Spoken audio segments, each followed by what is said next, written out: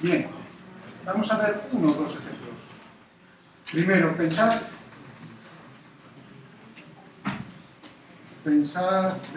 por ejemplo, en el volumen de una esfera.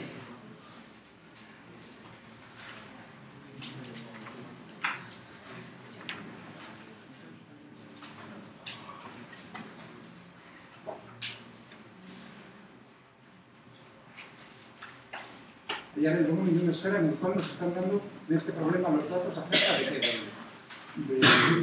radio. Medimos el radio directamente.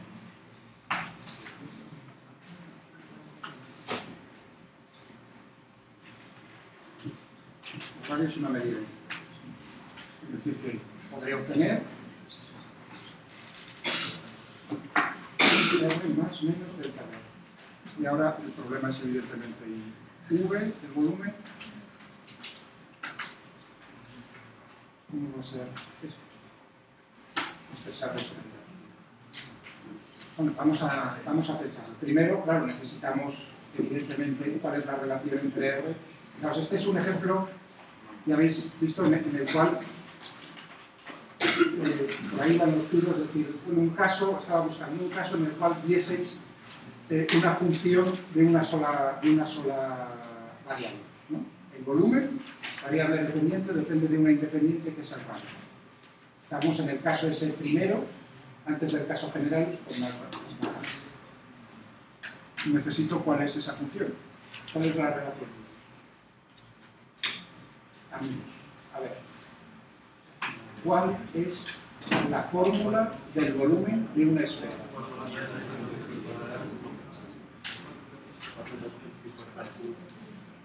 Ya veis lo que llega a la universidad. 4 tercios de pi. Yo soy bueno, en el sentido de que uno se le va la olla y dice 4 pi r al cubo. No te has acordado del 4 tercios. Basta. Pero 4 pi r cuadrado, eso no lo paso. Fijaos, ya a lo que llega uno con eso de la promocionar y esas cosas, bueno, vamos a ser buenos, vamos a pensar, ¿no? Pero el otro es otro tipo de error. Porque si estoy hablando de volúmenes, lo que no puedo tener es unidades de área. Metros cuadrados. Si tengo que tener metros cúbicos, no puedo tener metros cuadrados. Es decir, que me puedo equivocar en la fórmula en lo que queráis, menos que va a haber un R cubo ahí por narices. ¿Está claro? Es eso. ¿Veis cuenta de que es otro, el tipo de error es de otro tipo? Bueno, bien, ya tengo la fórmula, que es lo que quería. Y ahora digo, bueno, a ver, tengo realmente, bueno, aquí es una cosa curiosa, pero la cosa curiosa la dejo para el final. Tengo una relación que se repite. Entonces, ¿qué regla tengo que aplicar aquí? Realmente lo que tengo ahí es R por R por R. Es decir, que uno diría, el error relativo en el volumen va a ser 3 veces el error relativo en R. El error relativo, fijaos que aquí lo que tengo es 4 tercios de pi R por R por R. Es decir, que lo que tengo es un producto. Entonces lo que tenía ahí la regla es, los errores relativos se suman. ¿De acuerdo? Bien, pues ya tenéis, fijaos, una conclusión sencillita, que es un problema muy típico.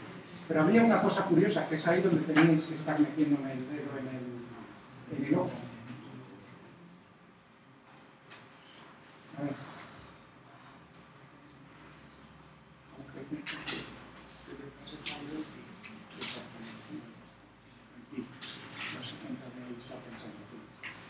Vamos a seguir. Y eso es ayudarme a dar la clase. Aunque sea poco. ¿Y por qué? Dime por qué. Porque el pi es periódico. El pi. ¿Es un número? No, infinito, irracional. Irracional, vale. ¿Tu nombre es? Con eso me vale. Antonio Pascual.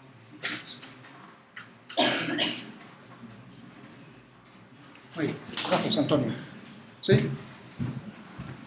Nunca sabréis cuando ahora dirá uno, wow, con la mesa, qué tontería. Sí, pero de la ayuda, yo he visto, ¿no? Eso sí, ¿no? ¿Habéis visto? Ya le habéis dicho que las condiciones son las que marca ahí. Nunca lo sabréis hasta el momento que hagáis la ayuda. Menos mal, porque me dijiste lo de razonar, porque si no me arrepentía todavía en ese momento. Y bueno, vale.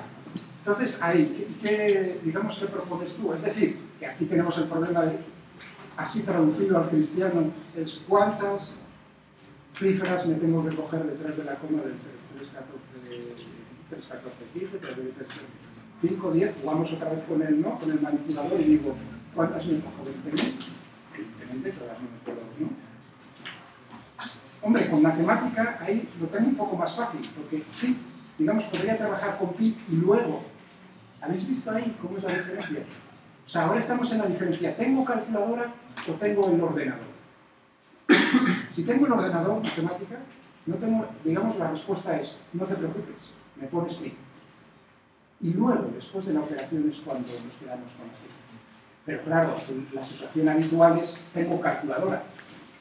Entonces, las 16 cifras, ¿qué proponéis? No.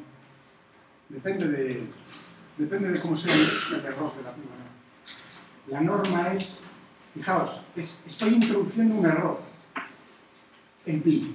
El error relativo en pi tiene que ser menor, el que vaya a cometer, tiene que ser menor que el error relativo en R.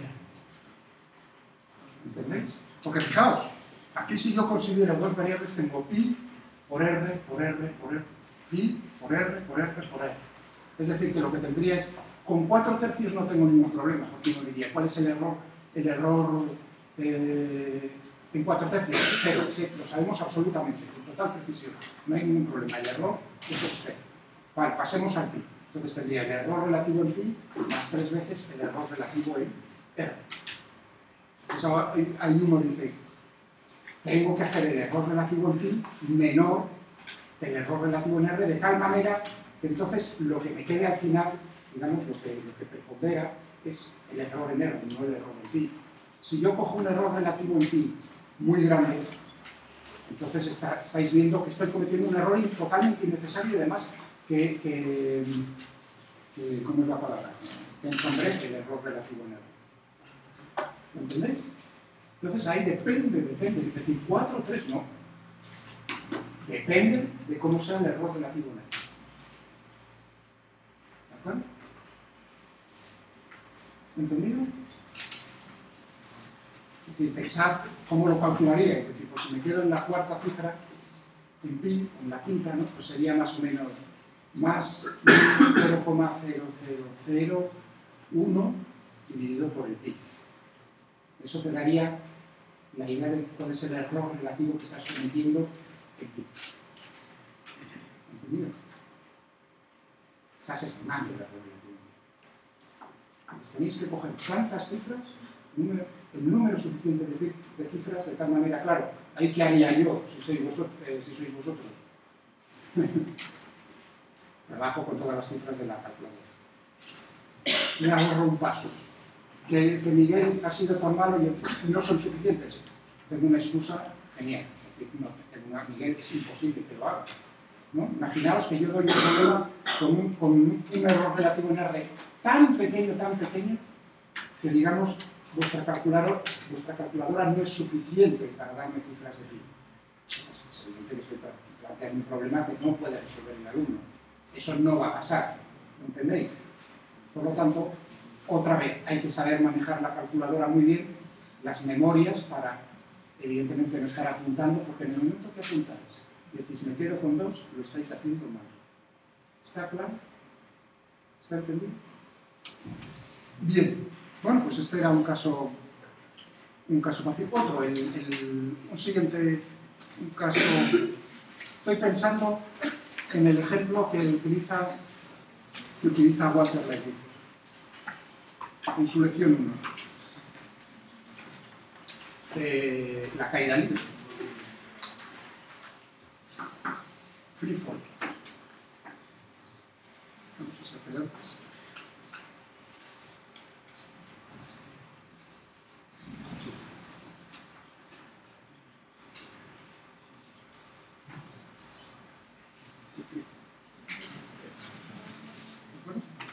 Vamos a hacer... Fijaos, ¿cómo es lo que medía Walter Lewin? Tiempos, ¿no? Teníamos tiempos y los medía indirectamente a partir de alturas y de la aceleración de la gravedad. ¿Estamos de acuerdo? Bueno, él hacía un análisis dimensional. Llegaba a una relación, análisis dimensional, que era que P tenía que ser proporcional a Q. H dividido por G. Bueno, proporcional. Ahora os tengo que dar, evidentemente, la fórmula completa. O sea, ahora, ¿cuál es el factor adimensional que está multiplicando ahí? ¿Quién me lo dice? Vale. Eso lo deberíais saber, efectivamente. Si pisáis aquí un pie conmigo, ya deberíais saber lo que os acabo de preguntar. Es decir, incluso os iba a dar algo por saber algo, digamos, que no tendría por qué dar. Si entráis aquí, acordón, facilidad, que yo lo deberíais saber. Sí, 2pi era para el péndulo. 2pi... Ese es para el péndulo, pero lo estoy en caída libre. Bueno, vamos a poner. Es un raíz de 2. Es decir, que realmente...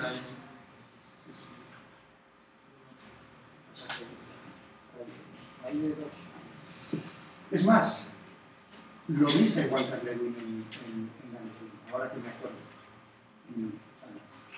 Llevo varios días sin ficharla, pero como me la he visto varias veces, lo dice, aquí hay un factor raíz cuadrada de 2 que nosotros no podemos deducir por el análisis dimensional. Entonces, fijaos, cómo se fija uno. Todo lo que hay ahí, las lecciones de Walter Lewin, hay que verselas porque son divertidas, o sea, que no es un castigo. Muy bien, pero ahora, bueno, ahora sí entendemos dónde tengo el básico, ¿no? Ahora ya tengo la fórmula que es la que necesito. Y vamos a...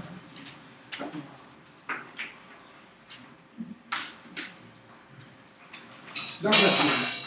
Versión fácil. Miguel es magnánimo y considera el problema de tal manera que damos G con total precisión. ¿De acuerdo? Y únicamente cometemos un error, una incertidumbre que tenemos en H. ¿De acuerdo? Esa sería la versión fácil. Y quiero saber cuál es el error, cuál es el valor, cuál es la incertidumbre de P. ¿Por qué digo que es el caso fácil? Porque fijaos que tengo dos variables ahí, H y G, con las que puedo jugar, de tal manera que, digamos, os estoy diciendo, vale, olvidaos de una, la conocéis perfectamente, y simplemente os fijáis en otra. Soy malo, digo, os doy cuál es la medida de H con su incertidumbre, la medida de G con su incertidumbre. Por cierto, hay un enlace a un centro de investigación alemán que os da precisamente cuál es la gravedad en todos los puntos de la Tierra, con datos y aplicando un modelo. Bueno, eso ya lo veremos en su momento. Y una cosa, el RI2 también no es un número también complicados, no se tiene en cuenta nada. Sí, estás en el mismo caso que... Y ahora sí, bueno, eso me lleva...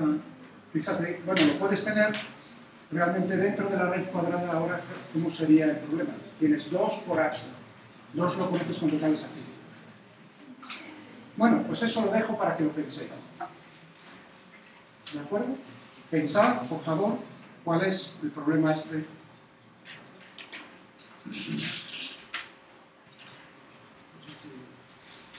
Conocemos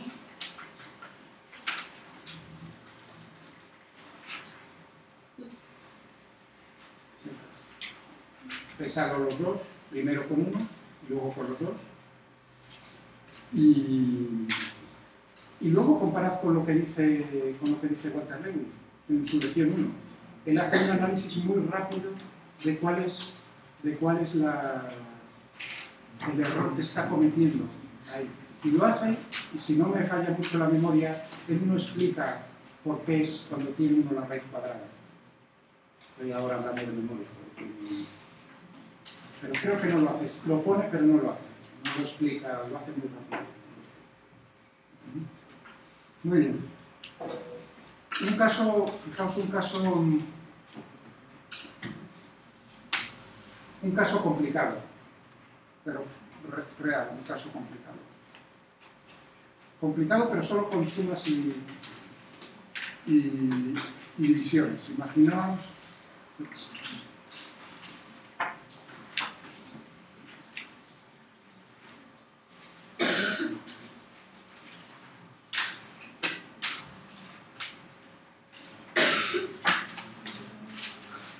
Único, voy a utilizar.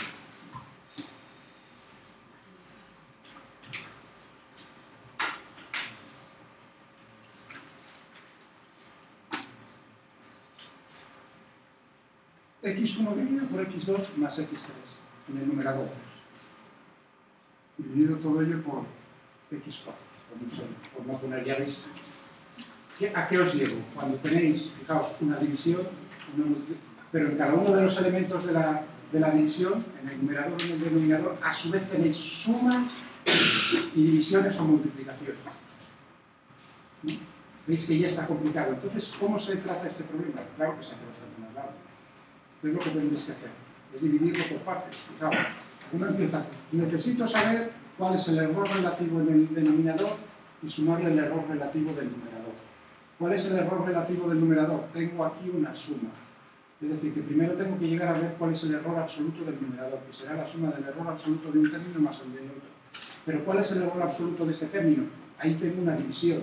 Es decir, que tendré que considerar el error relativo de x1 más x2 para llegar al error absoluto de x1 dividido por x2 y sumárselo al de x3. ¿Sabéis? Pero lo que os quiero decir es que cuando ve uno esto, aparte de antes de pegarse un tiro, es, naturalmente, porque es un rollo, es lo que sí hay que saber, es decir, cómo se trata. Pues es por orden. O sea, nada de lanzarse ahí y decir, bueno, primero, así, al azar, a ver cuál cojo primero. No, no. Tú tienes el calcetín y le tienes que dar la vuelta. ¿De acuerdo? Ahí lo que estamos viendo es, primero, así a lo grande, es un cociente, y uno dice, vale, entonces necesito saber cuál es el error relativo del numerador y del denominador. Muy bien, ya tengo cómo es el error relativo del numerador.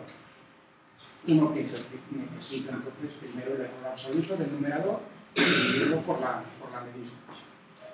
El de uno más el del otro, pero hay que ir deshaciendo el problema.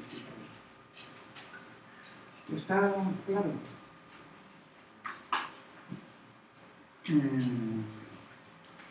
Bien. Vamos a dejarlo.